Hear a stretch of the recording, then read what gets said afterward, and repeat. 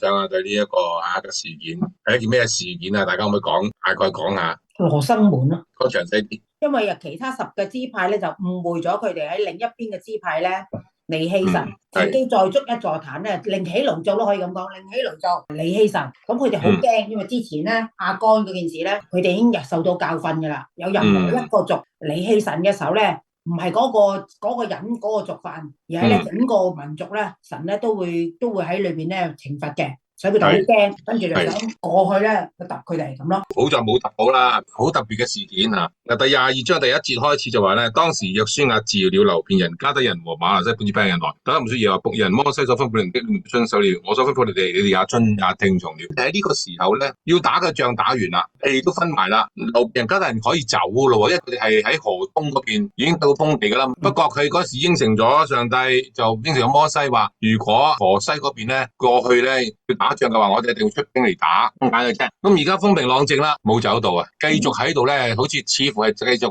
受命於約書亞。去到呢個時候，約書亞就召咗佢哋嚟。叫佢哋嚟啊！佢哋唔係主動去話要走嘅，佢冇主動走，係約書亞叫佢哋嚟。你哋功德圓滿啦，你哋做咗應該要做嘅嘢啦，讚咗佢2樣嘢嘅。第一、第二節話對他們說嘢話，僕人摩西所吩咐你們的，你們都遵守了；我所吩咐你們的，你們也聽從了。從人嘅角度，摩西同約書亞作為人方面嘅領袖，佢哋聽晒噶啦，做晒佢哋要做嘅嘢，冇違背喺人嗰個命令。你們這日之中沒有脫離你哋嘅弟兄，直到今日，並守了耶和華你們神所吩咐你們當做的，連上帝叫佢哋做嘅，佢都做埋啦。神人嗰方面咧，要佢哋做嘅嘢咧，佢都做咗。第3節話，總沒有撤離你們的弟兄，你真係冇走到。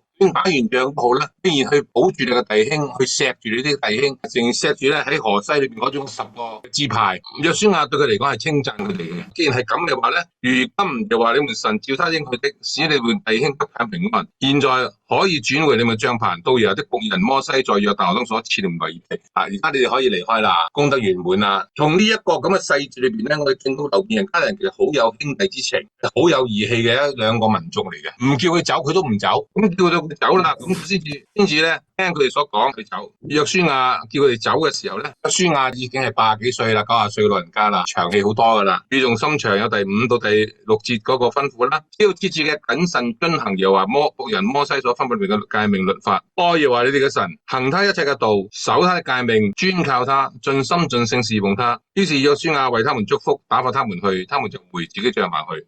約書亞仍然係鼓勵佢哋，仍然好驚佢哋會變啊，指示咗佢3條嘅路。第一條路就係需要謹慎，要切切嘅謹慎遵行耶和華僕人摩西吩咐你嘅誡命律例，好好要記得摩西喺西奈山上面所帶落嚟嘅10條嘅律法，記得喺西奈山嘅律法，記得要遵行，並且咧要點咧？要愛耶和華你哋嘅神，唔可以同呢啲嘅偶像咧有任何嘅關係。第3方面就係行他一切嘅道，守他嘅誡命，唔單止守人嘅誡命，亦都有上帝嘅原則喺個當中，盡心盡性嘅去侍奉佢，即係吩咐佢哋啦。喺從人嘅角度又好，從屬靈嘅角度都好，要盡心盡性守翻以色列人應該一定有嘅規矩，守翻佢哋有個傳統。約書亞對佢哋嘅吩咐，亦都對佢哋稱讚，叫佢走啦。嗱咁啊，走係好應該嘅，不但好似呢度所講，瑪拿西半支派，摩西將喺巴珊分俾佢哋嘅地業；半支派約書亞喺約旦河西喺佢弟兄當中分佢哋嘅地業。咁約書亞如果打發佢哋為佢祝福啊，咁連兩個半支派，咁連半支派嘅瑪拿西咧，佢都一樣去祝福佢。要呢一個嘅瑪拿西咧，有個特別嘅吩咐喎。咁我睇第8節，咁啊叫佢哋走啦，有個好重要嘅吩咐就係咁樣。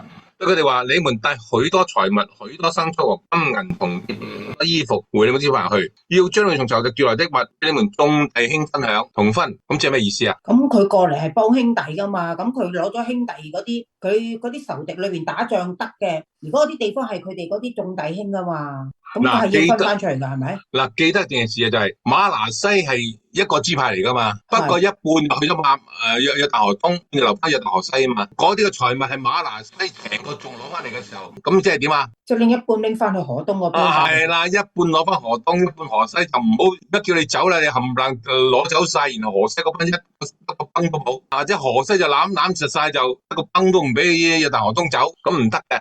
咁所以呢個係特別吩咐嚟，因為佢哋同呢個嘅其中兩個支派唔同嘅，同流便同迦得唔同啊嘛。流便迦得係成個支派啊嘛，所以佢打仗所得到嘅老物所得到嘅嘢咧，你成個族攞翻去冇問題。但係瑪拿西唔得，瑪拿西因為佢係半支派，半個支派去咗東邊，半個支派留翻喺西邊。所以所有嘅嘢都要分一半，一人一半，唔可以攞晒走。呢個係呢一個嘅馬來西亞嗰個特別嘅地方，特別嘅分別。流便人、加泰人、馬來西亞人、本支派人加人哋嘅示羅起行啊！呢個好特別嘅，從示羅起行啊，係咩意思啊？示羅係喺點解唔係希伯倫起行？唔識㗎，點解你講示羅係當時嗰個首都嚟㗎嘛？同埋係耶和華嗰個帳棚都喺嗰度，帳幕係啦，冇錯啦。呢個上次兩次講過咧，示羅喺呢一個時候咧，喺呢個約書亞時代咧，佢係佢哋嘅首都，無論喺政治方面、喺宗教方面咧，都係佢哋嘅中心嚟嘅。佢哋嗰啲示羅出發嘅意思，為咗呢個出發咧，唔係話走就走嘅，都有乜嘢啊？喺宗教嘅儀式喺度啊，都要獻祭，所以講要拜下神先至起行啊，唔係話行咁啊執埋包袱就走人啊，要先係祈禱啊，要佢為佢祭司為佢哋祝福，佢先至起行。其實嗰個傳統係好重要啊，嗰個儀節係好重要啊。透過呢個儀節咧，佢先離開呢個弟兄嗱，冇事啦，相安係咪啊？相安冇事啦，大家都和和氣氣、平平安安咁。各歸各城，各歸各主啦。咁問題出喺邊度咧？第10節，流便人、加德人、本支派嘅人，到咗靠近約旦河嘅一帶迦南地，入咗壇那壇看着高台。問題在邊度啊？我築咗個好大嘅壯觀嘅壇。築個壇冇問題啊！你知唔知猶太人佢哋築壇有咩作用啊？記號。兩個作用，第一個作用敬拜上帝係獻祭用嘅，第二個作用係乜嘢咧？佔地嗰個嘅根據啊，個地方屬於我哋嘅地界嚟嘅，地界嘅標誌嚟嘅，呢個地盤係我嘅，所以我有個壇喺度係應該嘅。嗱，所以你翻去創世記睇亞伯拉罕啊，佢哋去到每個地方咧，每個地方都要裝個壇喺度嘅。嗰裝個壇嘅嘢，第一方面係從宗教方面係有意思嘅，從政治方面亦都有意思嘅。政治嘅意思係佢哋嘅地盤嚟嘅，所有人越過呢個壇嘅所在地，或者呢個壇嘅四個範圍啊，方圓百里嘅地方，你哋都人唔可以踏入去嘅。嗰個係佢嘅地界嚟嘅。問題在邊度咧？佢起呢個壇喎，嗱，起壇本來唔係問題，問題在邊度啊？高大壯觀，係高大壯觀。咁啲咩意思咧？呢度好強調個高大壯觀嘅嗰個個詞喎，喺我哋嗰個嘅和合本咧，就那壇看着高大，好強調嗰個高大。呢個意思係比邊個大？當佢看着高大嘅時候，呢個壇比邊個強？比佢啲兄弟喺另一個河邊嗰邊大，比神要大，比示羅嗰個更大。啱啱喺示羅出發，示羅佢嘅宗教都係佢嘅聖殿所在，壇喺嗰度嚟噶，示羅嚟噶，即係話呢一個壇咧，比示羅原本嗰個壇更大。哇！佢係把火啦，係咪？你比原來個壇，我哋12個宗族當時候12個支派一齊起嘅壇，你而家起一個更大嘅壇，大過我哋10支派所決定嗰個壇，咁即係咩壇嚟個？即係佢要做大咯，即係係啦，佢要做大啦，係咪啊？咁究竟邊個先係壇啊？示羅嗰個咯，示羅嗰個係壇啦，定係呢個係壇啊？喺面子上面呢個大過示羅嗰個，個人睇到係呢個就示羅嗰個，係咪出現咗問題啊？嗱，起都冇問題，本來起係冇問題嘅，你睇下後來都話冇問題啊。但係點解出現問題度？因為示羅唔中意嘛，示羅嗰個壇嗰啲人。點解唔中意？咁佢哋嗰個係專係一個我哋嗰個敬拜嘅神嚟噶嘛？你嗰個係咪啦？唔會啊！好簡單啦，覺得佢另起爐灶。一來啦，二來我而家我哋租緊教堂聚會噶嘛，我哋租嘅時間咧星期日嘅12點鐘到4點鐘啊嘛。咁我哋而家嘅咧諗緊教會要開會員大會啦。咁教會嗰4個鐘頭唔夠啦，我哋要租多2個鐘或者租第2日啦，係咪？我可唔可以話俾你聽？我都係租過你嘅地方啦，所以我其他時間用都冇問題啊，得唔得啊？唔得噶嘛，你要問下教會啊，係嘛？問下教會我第2日我租多另一個場地得唔得啊？起壇唔係問題，而家問題就係你冇問過大佬先，大佬俾咗你未起未先？你自把自為，問都冇問，而且到咗靠近約旦河喺屋企間度啊，半路中途殺出一個咩啊？突然間有個心思就想突然之間即係臨急臨忙就諗到個方法，就諗到呢條橋就話我哋起一個壇啦咁。你又冇問過人，又去自把自為，又起一個比原本嗰個更大嘅。喂，而家佢哋想點先？冇溝通啊，自把自為想點就點啊！我諗今日呢個世界都係啦，係嘛？一個領袖你自把自為，冇溝通，好多人都唔中意你噶啦。你租個壇做乜嘢先？如果你係比示羅嗰個大，咁你獻嗰個神係邊個神啊？獻嗰個係咪大過示羅嗰個神啊？咁即係有個懷疑喺度，係咪大緊別咧？同埋仲有，如果我哋翻去出入記嘅時候，我睇到咧，出入記嘅時候係話咗俾你咧，每年嗰啲男丁都要去示羅拜祭3次嘅喎。咁如果有個壇喺度，你仲去唔去示羅啊？咁你唔去示羅，咁喺留喺度咁高神喺度啊？好多個誤會，唔知道誤會就喺度出現咗啦。當呢一啲嘅人聽到以色列又係嘅嚇，以色列人聽說流便人、迦得人、瑪拿西半支派嘅人靠近約旦河邊，在迦南地上以色列嘅那邊，全會眾一聽見就聚集在示羅，要上去攻打佢哋。哇！即刻嗱呢個就出現問題啦，你 first check 啦，冇查證事實啦，就知道咩啊？即刻咧去舉行呢個儀式啊，打仗嘅儀式啊，即刻去示羅嗰度聚集埋一齊，要去打佢哋啊！呢個咪出現問題咯。兩方面都衝動啊，係咪啊？一方面自把自為，另一方面又衝動啦。嗱，咁啊死火啦！正所謂我哋講者無心啊，聽者有意。原來起壇嘅心意唔係咁嘅，但係你所做嘅係俾人誤會咗啦，係咪？一誤會咗冇溝通，於是乎就出現咗問題啦。好多嘅戰爭都係咁樣開始嘅啫，人嘅不和都係咁樣開始嘅啫。好多時候，特別香港今日拉地鐵打交啊嗰啲啦，全部都係咁嘅問題嚟嘅，都好感恩嘅，好嚴重噶啦，好危險噶，即係一觸即發噶啦。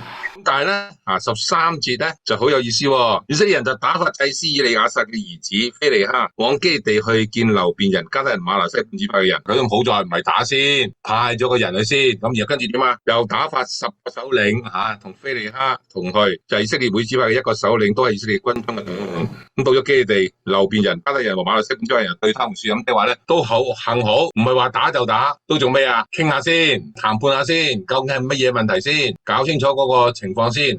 呢個係一個正確嘅做法嚟，唔係有條怒氣就得嘅，傾咗佢先。我當然啦，一去到就唔客氣啦，以色列人唔客氣啦，以色列人就話啦，耶和華全會中這樣說，你們今日即刻指控佢啊，話佢唔跟從耶和華啦，佢干犯以色列嘅神，為自己築刻座壇，背逆耶和華，你犯嘅係乜嘢罪啦？一去到就火氣就嚟啦，即刻鬧啦，話你哋係咪築刻座壇叛逆上耶和華，所有座壇去敬拜其他嘅神，佢哋唔覺得佢哋嘅壇係敬拜上神。正如我講過喺出入邊嗰度講，佢哋要去示羅，所有嘅男丁一年要三次去示羅嗰度拜神嘅。出入境嗰時係定明咗，摩西係吩咐咗佢哋咁樣做。呢個就提到啦咁佢提到啊，你記唔記得以前喺拜比爾的罪孽還少啊？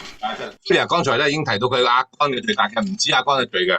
嗱，我哋睇一睇咧，民數記係25章1到9節，民數記25章1到9節，呢個講咧25章1到9節，民數記以色列人住在什亭，百姓同摩押嘅女子行起淫亂，因為這女子叫百姓來，一同給他們的神獻祭，百姓就吃了他們的祭物，跪拜他們的神。有個外邦嘅女子嚟，摩押女子嚟，引佢哋有個淫亂就同佢哋拜假神啦。以色列人與巴力比爾聯合，呢個就係假神嘅名，巴力比爾。有個怒氣就向以色列人發作，就吩咐摩西說：將百姓中所有嘅族長在我面前對着日頭懸掛，使我向以色列人所發嘅烈怒氣可以消了。於是摩西吩咐一人嘅審判官說：凡屬你們的人有與巴力比爾聯合的，你們各人要把他們殺了。摩西和以色列全會眾正在門前哭泣嘅時候，誰知有以色列人中的一個人，當他們眼前帶住一個米甸女子到他弟兄那裏，祭司亞倫的孫子以利亞撒嘅兒子非尼哈看見了，就從會中起來，手裏拿着槍，跟隨那以色列人進亭子裏去，便將以色列人和那女子就腹部中刺頭，這樣這些人中瘟疫就止息了。那時都瘟疫殺死嘅有24,000人。呢度所講記唔記得件事啊？因為拜假神唔係只係亞干嘅事。最重要係佢哋經歷過呢個巴力比爾嘅一個假神同摩押呢個女子大家勾結拜假神食祭物嘅事情，上帝去發怒，使到以色列人當中死咗成24,000人呢一件嘅事件啊！佢哋要勾翻起呢件事，呢個非尼哈就喺當中去將呢件事勾翻出嚟。你記唔記得我哋唔係幾遠嘅時間嘅咋？民數記嘅時間唔係幾耐嘅時間嘅咋？呢件事咁近，佢仲唔單止呢件事，佢仲記得就係你記得一個人犯罪唔係一個人死，係害全家噶嗱，所以佢將亞干嘅罪所犯嘅罪嘅事攞埋出嚟講，話俾佢聽唔可以咁樣做，唔好以為一人中意咁樣做你兩個加得呢個流便加得，你哋要咁樣做，覺得係你哋嘅事，唔係我哋嘅，唔係啊，其實成個以色列嘅事嚟噶，唔好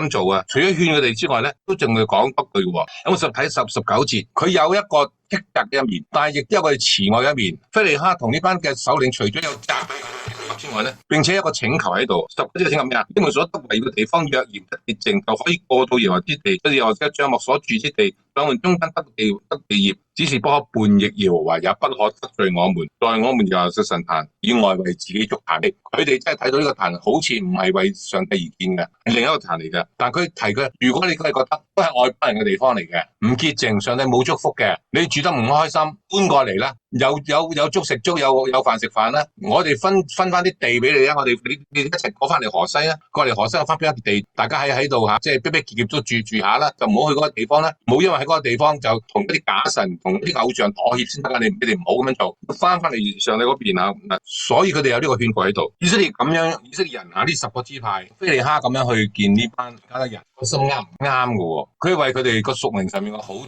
啊，或者兄弟之情。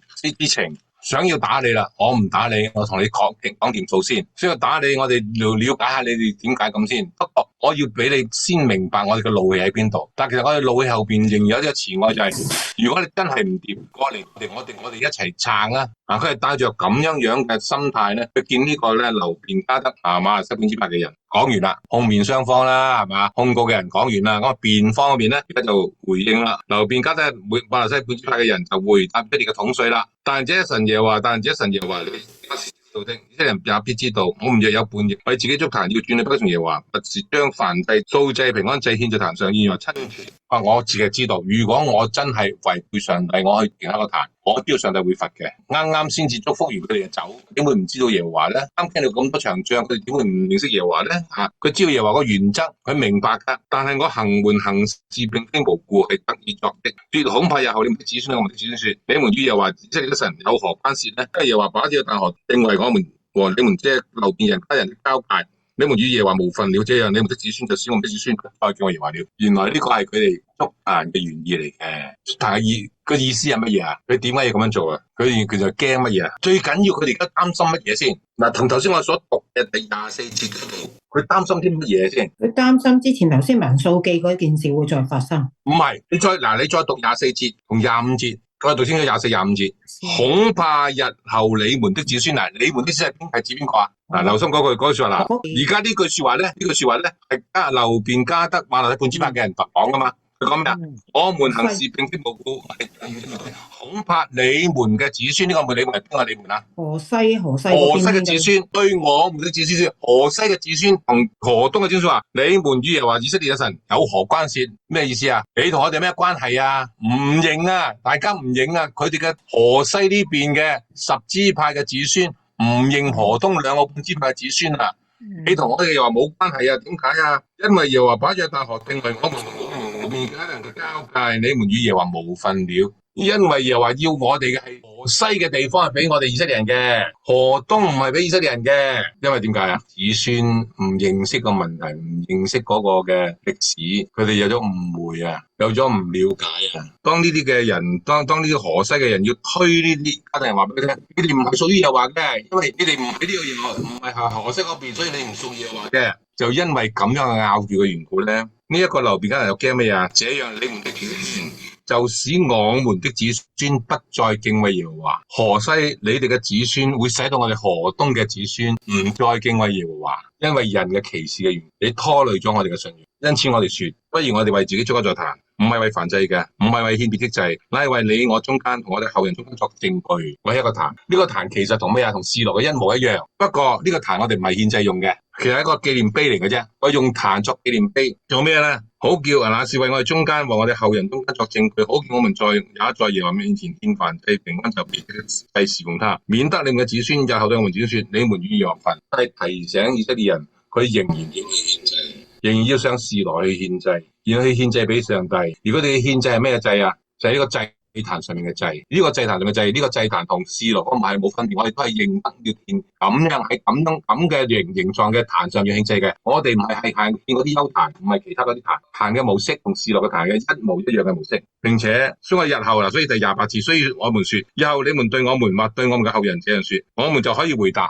我們係啦，咁當佢講你冇份嘅時候，我哋就回答啦。我哋答佢哋，你睇我哋列祖所築嘅壇係耶和華壇嘅模樣式，不過而家我哋呢個唔係獻燔祭，係作你我中間嘅證據。我們就又話，我哋神將幕前嘅壇以外，另將壇未獻燔祭、素祭和啲祭。本嘢話今日轉去不跟從他，我們斷沒有呢個意思。我哋唔係想起呢個壇，我哋冇咁嘅意思。不過起呢個壇係要話俾我哋一個教育，有家庭嘅教育，教育我哋下一代話俾你聽，我哋獻祭必須要喺咁嘅無跡嘅壇裏面獻祭，唔好獻其他嘅壇。唔係獻其他嘅壇，喺翻一個咁嘅壇嘅模式上面去獻祭，同埋都跟因為歷史嘅緣故，人唔認識呢個嘅歷史嘅緣故，逐漸點樣啊？忘記咗河東河西之分係點樣分出嚟嘅？點佢哋忘記咗河東嘅兩個半支派係喺咩情況底下，佢哋冇過到河西，忘咗呢段歷史，冇一樣嘢可以證明，冇一樣嘢可以做一個教育嘅緣故，於是乎呢個壇就成為咗咁樣嘅作用。我講加德啊，呢啲流便加德馬來西亞本派個心意好唔好嘅？都係好嘅。其實講錯咧，兩個都冇錯嘅，兩個都冇問題。好啦，咁問題在邊度啊？冇溝通啊！頭先你講冇溝通啦。唔講佢哋點問，大家咪誤會啦，係咪啊？有冇啊？有咩問題啊？大家都係好事嚟噶。除咗佢溝通之外，仲有冇其他嘢咧？不過咧，我又喺處諗，我諗得衰啲咧，可能其實佢真係可能有啲意思啊。不過幾兄弟上到嚟咧，佢即刻諗翻條屎橋出嚟話係咁樣嘅啫，可能係咁樣。佢可能真係好想話啊，我哋都整翻個祭壇啦喺度啦，近啲唔使去咁遠啊。可能有咁諗嘅喎，不過啲兄弟殺到上嚟，佢先至咁樣講咗，有咁嘅可能性喎。我唔會使呢樣嘢，不過我諗點講咧，即係掩雞證人啦，係咪？咁佢話咗唔係，咁就係唔係咯。我哋可以有阿 Suria 呢個諗法嘅。如果呢個諗法仍然存在喺呢一個嘅其他10個支派嘅心裏邊，個反應係乜嘢啊？講完啦，去到第29節講完啦，嗰個30節咧，其實即係話有多個結局啦。咪而家 Suria 嘅講法嚟講係咪？祭司腓尼哈我哋就話講我就信㗎啦，即係可以有呢個説話，你講我就信㗎啦。嗱，咁如果有咁嘅質疑嘅話咧，咁你叫流便加德馬來西亞本支派嘅人點回應你咧？嗱，我哋可以咁嘅質疑，即係有理由質疑佢嘅。但係咁嘅質疑嘅結果係乜嘢咧？撕裂更大咯。咁何必要帶咗呢個撕裂？係因為你唔相信人哋講你唔信，係咪？你唔接受，你覺得你唔係喎？你喺度即係好似書又講，你見到啲兄弟，你見到兄弟殺到上嚟啦，大軍壓境啦，死梗喎，咁揾個藉口啦，揾條橋揾條路行下啦，咁會俾人睇。俾人識穿咗，咁而家識穿咗咁點算啊？打緊噶喎，你點講都冇用噶，你點靚都，我唔信你就係唔信你啦，呢個係不信任得嚟嘅結局。其實咧，佢哋兩個啲關係都麻麻地啦，如果唔係點解都冇溝通嘅？河東河西嗱，咁所以兩邊都係嘅。我諗就咁講，我就話頭先我都講啦，佢哋嗰個喺呢一個嘅第10節到12節嘅時候咧，佢哋築壇呢個係咩啊？呢個概念係爆肚嘅，係咯，冇事先係爆肚嘅，冇事先冇計劃㗎。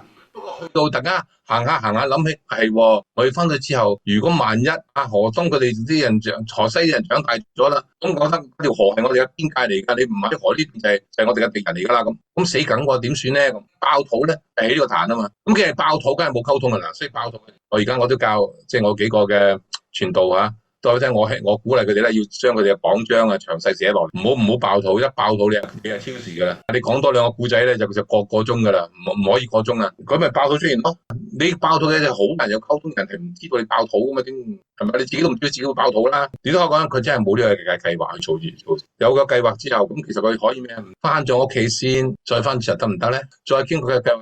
嗱，所以呢個存在咗好多嘅問題，我哋要問嘅。但無論如何，我係可以咁講，兩家都冇問題。問題只不過我冇溝通啫。問題就係一個中意爆肚，咁你唔主動去問人。不過就好在呢個10支派同腓尼哈帶領底下咧，佢哋點啊？願意去溝通先，唔係話打就打喎。咁即刻就問清楚嚇，講晒嗰啲問題喺度，公義慈愛啲有晒喺度啦。第30節就話啦，祭司腓尼哈同會中嘅首領，就是與他們同來以色列軍中嘅統領，聽見流便加德人馬來西所說的話，就都以為美啦。呢就冇咗阿 Suria 剛才嗰個咁衰嘅諗法啦，係咪啊？嗱，如果真係咁衰嘅諗法，你諗下呢度就唔去形容咗落去噶啦。佢話。佢質疑你哋可唔可以俾真誠我哋睇下，究竟係幾真誠先？係咪？佢真誠嘅又點睇俾你睇啫？咁我講咗啦，講咗仲唔真誠咁係咪？佢哋冇咗，佢就都以為美。咁例如祭司利亞撒同嘅兒子腓尼哈對流便加德人話：今日我哋知道又話走唔中間，因為你沒有向犯了罪，而家你救咗以色列脫離耶和華嘅手了。好得意啊，真係嗱，呢句說話形容好妙啊！今日我哋知道耶和華在我們中間，因為你們向他犯了這罪，現在你唔救以色列人脫離耶和華的手了。佢用咩啊？佢多謝佢哋添啊！佢邊度救以色列人啫？即係冇犯罪啫嘛。但係佢咁樣嘅時候，佢雙方覺得佢係恩人添。嗱，呢個心態好特別呢個心態。佢冇犯罪咪感謝佢啦，我哋好欣賞你冇犯罪啊，好好啊，即係咁就好啦。咁大家冇事啦，雙方冇事啦。咁唔係啊，佢仲多謝佢啊，你做我嘅恩人啊，救咗我哋啊，多謝你啊。哇，真係謙卑到無可比再謙卑啦。於是咧，祭司啊，以利亞撒嘅兒子非尼哈與眾首領離開了流便人、迦得人同基列地，回到迦南地。到以色列人那裏便將這事報告他們，去講數帶多幾個人去好啲嘅。但係好似佢帶咗10個首領翻去，咁以色列人當中咧，以為這事為美，就稱頌神，不再提上去攻打流便人、迦得人，咪以為他們所住嘅地方了，係唔再打仗啦，唔再有呢個血腥嘅事件啦。相反點啊？流便人、迦得人就給壇起名叫正壇，咁呢個壇唔係一個祭壇，係一個正壇，可以講係一個紀念碑嚟嘅啫。咁嘅名嚟，這壇在我們中間證明耶和華是神，即係唔想一條河嘅緣故，唔想因為唔同嘅疫地嘅緣故，唔想因為歷史嗰個嘅流失嘅緣故，好多歷史事件一樣嘅。我哋呢一代會記得，但我哋下一代佢未必知道，再下一代好似我孫度，佢咁唔知發生咩事。8964我哋好清楚，我仔都好似知道少少，但我孫咧以後唔知噶啦，歷史流失咗噶啦。咁但係佢哋就唔係啦。佢做咗一個嘅紀念碑喺度，紀念呢件事嘅發生，以後咧就可以咧從下一後代咧去繼續去交代上帝點解吩咐佢哋，俾佢哋可以住喺河東，住喺河西，咁都讓河西嘅子孫明白到點解我哋有啲嘅兄弟唔係住埋喺一齊，要分開喺條河另外一邊住，知道呢件嘅事唔想呢個歷史流失咗，想繼續保存呢個歷史。OK，有咩分享啊？有咩問題啊？係個原因就咁嘅，等我講佢兩個原因。以色列起壇嘅作用咧係劃地界啊。嗱，佢而家去到咧，你睇翻個地方咧，流便人、迦得人和瑪拿西半支派人到了靠近約旦河嘅一帶迦南地，在約旦河那裏築了一座壇。我將亞羅名呢度第10節，流便人、迦得人和瑪拿西半支派人到了靠近約旦河一帶迦南地，就在約旦河那裏築了一座壇。到咗迦南地未？過咗約旦河未？而家喺約旦河東定喺約旦河西嘅約旦河？佢未過約旦河，喺約旦河西，佢到咗約旦河就已經喺約旦河西嘅呢個地方咧起有壇喺度。因為我講過。以色列人起壇嘅作用喺邊度啊？劃地界，劃地界啊，劃界限啊，劃界線啊。你啱走啫，你做咩劃界線啊？你一劃地界，即係話大家兩個唔同嘅國家嚟噶咯，可以咁噶嘛？第一呢個，第二，佢係懷疑緊乜嘢事啊？你起壇去敬拜，喺《出埃及記》嗰度講過就係呢啲嘅以色列人嘅子孫嘅男丁咧，每年要有3次上示羅去獻祭噶。哇！而家呢個壇喺度，咁佢有足夠理由懷疑你係唔想示羅拜祭啊？去咗邊度拜祭啊？即係而家約旦河呢個地界，你哋起嘅地界嘅祭壇嗰度獻祭，咁即係拜咩神啊？拜一個神佢哋唔知道嘅，但係唔係示羅嗰個耶和華嘅神，佢哋唔係有牙齒人，但係基於乜嘢啊？佢宗教嘅忠誠，佢哋嘅忠誠乜嘢？就好似上面所提嘅，喺啱啱同你祝福嘅時候，約書亞已經話俾你聽啦，你謹守遵行耶和華所吩咐嘅話，行上帝嘅誡命，要記住呢樣嘢。轉個頭，而家佢哋睇到嘅行動，似乎係同拜異教有關係。喺後邊都講啦，你睇到佢18節咪講咯，又話傳會中嘅人說，你們今日轉去不跟從耶和華，干犯以色列嘅神，為自己築一座壇，叛逆耶和華，即係犯啲什麼罪咧？嗱，佢哋係控告緊呢樣嘢啊嘛，做乜嘢令起嚟勞做？咪拜別神，唔拜耶和華，唔想示羅拜神，亦就喺呢個壇裏面拜，係咪？呢個唔係大家有牙齒印，而係嘅10個支派，佢哋係站喺耶和華嘅層面裏邊去睇，喺宗教層面睇，你係咪背逆耶和華？如果係，我哋就要點啊？要攻打你，我哋執行天道。嗱，雖然唔係有牙齒印，咁所以佢有13節，一直到20節，佢先講咗，俾個機會佢哋解釋咯。如果連個機會解釋嘅機會都冇，就一直直接打上去嘅話，嗱，呢個就係牙齒印啦。但係好在咩？就非尼哈帶住啲10個首領，先同佢哋有個談判嘅機會先，俾個機會佢哋解釋下。所以有牙齒印，大家就唔講噶啦。大家就冇牙齒印，但係驚係一個誤會，俾個機會解釋，咁先係和平共處咯。但我都話呢件事其實問題係兩個半支派佢太自大，爆肚式嘅去做嘢唔可以行嘅，係應該點啊？詳細嘅計劃，好嘅溝通，好嘅交代，咁然後先至能夠攞到個和平啊嘛。啊，雖然唔係牙齒人冇電視，不過係有誤會就係真嘅。呢個誤會就係因為冇溝通。咁呢個其實我哋世界都成日都有啦，講者無心，聽者有意就係一個誤會咯。仲有冇其他問題或者分享？有一樣嘢問啊。好啊。第20節嗰度咧嚇，從前謝拉的曾孫亞干不是在當毀滅的物上犯了不忠的罪。呢個典故喺邊度嚟嘅？呢個約書亞記嗰度嘛，開始嘅時候咪有咯。約書亞記啊，幾多章啊？第幾章我睇先嚇。我出咗大學之後，打艾城第7章。第7章啊？係啦，第7章16節，第7章。嗱，你一睇成個第7章你就知道，成個第1章啊，成個第7章都係呢件事噶啦。係。所以佢係提醒佢哋，你唔好以為你哋係連你自己一個，唔係啊啦，你係連你成族嘅人啊。咁啊，所以俾個機會解釋啦，咪解釋咗之後，大家咪清楚咯，就做得開心啦，事件就能夠溝通得好啦。呢個我諗係好重要嘅做人原則嚟㗎，我哋真係嘛。好，大家冇乜其他問題或者有乜嘢分享？喺呢度咧，我覺得我哋咧，即係做處世啊，做人啊，或者喺教裏面咧，原來咧，即係懷疑咧、多疑咧，或者係即係如果係只係諗單方面咧，而冇經過溝通咧，可能好多事都好糟糕。係啊，我唔係教會啦，我就社會都係啦，你喺社會做事都係㗎。人與人之間嘅誤會，係嘛，都係咁樣㗎啦。其實呢個原則。咁啊，呢個原則係社會所有人都啱用嘅，咁啊喺教會唔啱用添啦，即係弟兄姊妹之間係咪？即係兩個都係好心意㗎，兩個心意都冇錯㗎。啊，一個係一個築壇，佢用係想做好嘅家庭教育，做個即係嗰個傳遞嘅信息，留下一個歷史嘅烙印喺度，啱㗎。咁即係人覺得話你叛逆耶和華喎，唔啱，我堅守住上帝俾我哋個律例咁解明。兩個嘅觀點唔同咯，兩個個。係啊，但其實原來可以有 compromise 嘅地方嘅，有 common ground 嘅，咁大家攞到 common ground 咪得咯。OK， 好，如果冇其他分享，我哋就到此為止啦，好嘛？我哋一齊有祈禱。咁多謝你，藉助我今日嘅事件，我哋睇到人之間嘅溝通就係重要，因為我哋往往心當中我哋好多誤會，好多唔明白嘅地方，藉着溝通你又了解，我哋可以碎好多嘅沙石，免得一啲個唔和睦嘅地方出現。當我哋睇到以色列人佢哋為咗堅守呢個原則，佢哋誤會咗流便、迦得、瑪拿西半支派，想動干戈要去懲罰佢哋。當係主俾佢哋有冷靜嘅去從事，去真係做一啲 fast check 工作，去查清楚究竟個事實係點樣樣。當係查明事實之後和平，我哋都希望今日呢個社會，無論係小到教會，甚至係人嗰種嘅誤會、嘅誤解，可以就有多啲嘅談判，多啲嘅了解。可以將好多嘅前年嘅冰釋，以至和平降臨在人間，係咁樣感恩，祈禱奉心祈求。